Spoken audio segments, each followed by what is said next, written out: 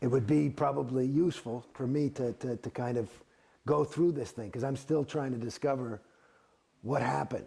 I feel still a little lost and bewildered, and I don't quite get it. And that's a common thing for me in my life, is that I, like somebody, like some things, I mean, just politically, like I can't get how people don't see that that politician's a liar. You know what I mean? I don't get it. And so for me, if I was going to write something, the concept of the title would be how I got into Scientology and why I got out. As a little kid, I'm talking about even before I could talk, I can remember being interested in people, really interested in people. And I was pretty shiny, and everybody wanted to, you know, pick him up and all this crap, and I didn't like that. And and I could see people. I felt like I understood who somebody was pretty well as a little guy, and I didn't have any kind of, I might have had some judgment on it, but I didn't have a condemnation like, oh, I just thought, okay, that's Dad, not just Daddy, but oh, okay, that's that guy, and that's Uncle Gino, and this is this guy at the party, as a 3-4-year-old kid looking around. And at a certain point, I think, certainly before first grade, I became very, very interested in who am I? Not just, you know, oh, that's that guy I know, but I had some kind of a perception about a person. And so and as a little kid, I remember, because the way I could get how I perceived the people in front of me, whether it was accurate or not, I believed it was true, was kind of by looking into their eyes and saying who they are. And so I remember as a little kid looking in the mirror,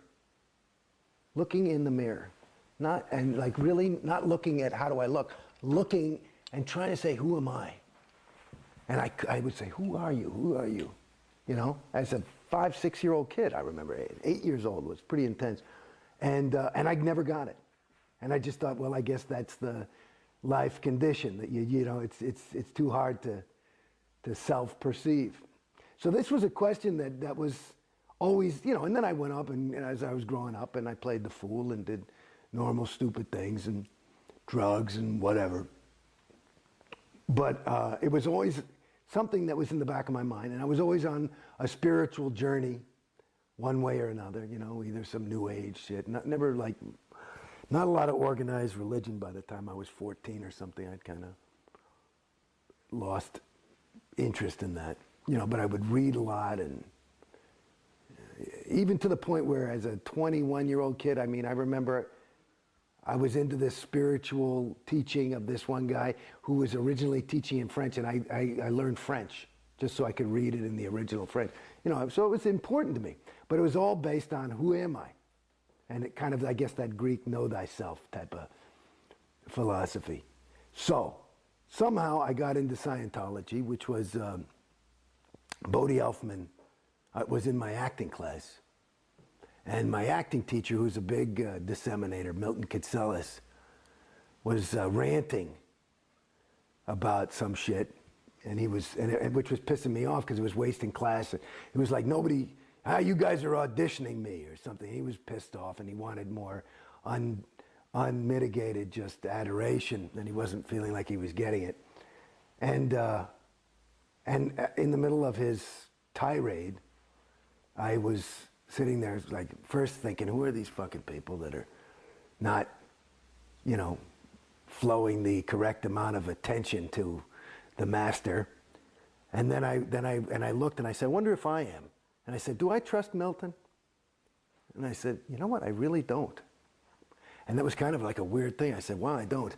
And I thought, who do I trust? I said, well, at least my parents. No, I don't trust them. And I was looking, I didn't trust anybody in the room. And then I had this realization is I don't trust myself. And so in Scientologies, I found my ruin. I found my own ruin. And for some reason, because I thought, oh, well, let me try and trust somebody. Let me try and trust Milton, which is what he was yelling and crying about in this whole big speech. And I thought, well, I knew he was a Scientologist. So I said, Bodhi, I said, give me some book on Scientology. I was doing a scene with him. And oh yeah, and he was this nervous little kid at the time. And so he gave me this big fat book called What is Scientology? A lot of pictures. And so I took this book and I read it. I think I stayed up mostly of the night and I read the thing. I mean, you know, I don't know if I got it word for word. I didn't clear all my MUs for sure. But I got through the thing. And I thought, okay, if that's true, fuck, I'll go clear. I'll try that. That sounds fine. So I gave Bodie the book back the next day. I said, take me to that big castle thing. I want to check this shit out. So he's always very excited, you know. He brings me in, and everybody's all excited, and they've greased the path because, you know, I've been on TV and shit. And everybody's really nice. And I figured I want to do this Purif thing because I'd done drugs and I could feel them in my body. And I read the thing, what the Purif's supposed to do. I said, you know, I had felt at that point like I hadn't done drugs for 10, 15 years, and I thought that was one of the biggest mistakes I'd made in my life. And I thought if this can really take that effect away, because I felt that I had lost some of the shine that I'd had by, you know, I mean, I wasn't a drug addict, but I was a drug indulger. And so I go there basically planning on doing the Purif, but they've got to give this tour, and I must have gotten there at 10 in the morning, and I swear to God, I'm starting to go nuts. I've done tests. I'm on the cans with some lady. I'm like, fuck me, can I just buy this course and let's get going, you know? And then they do this, you know, thing, and they give me my personality test, and I was all on the top of the thing, and they're still telling me that I'm fucked up.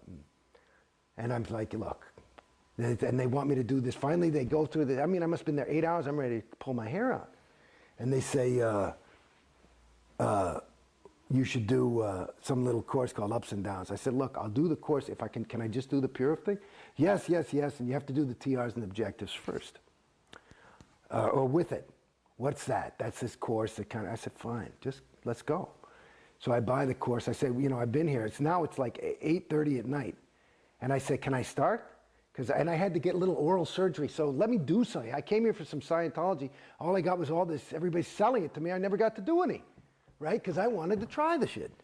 And so now it's 8:30, and I say, okay, you know, they say, well, you can start your TRs course. You'll do the TRs, you do and the TRs are these communication drills. Then you do the Purif where you clear all the drugs out, and then you do the auditing, which is called objectives, which is like this stuff where you walk across the room and touch the wall and all this kind of shit. And it's supposed to, the end phenomenon is firmly rooted in present time. I said, that doesn't sound bad, I'll do it. Okay, if you can deliver that. Cool.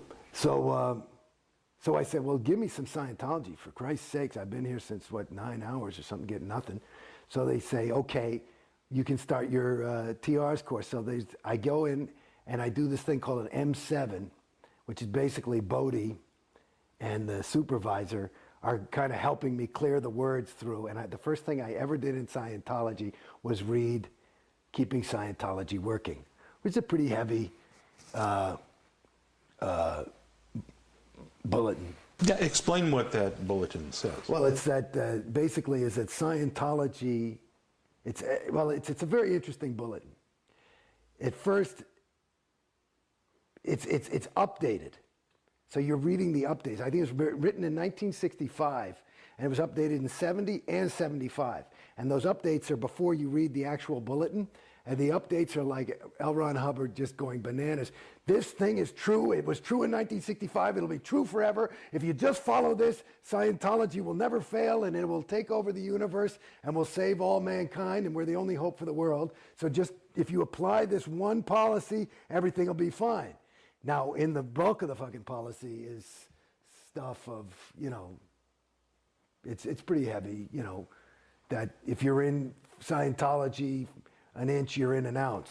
I mean, you're in for the rest of your, you know, this is the billion-year contract shit. This is the heavy Scientology. We are the only hope for mankind, and whether you get it or not, it's the truth, and we're not here to placate you. We're here to try and save the planet, and we're the only hope for mankind, and so this is no game.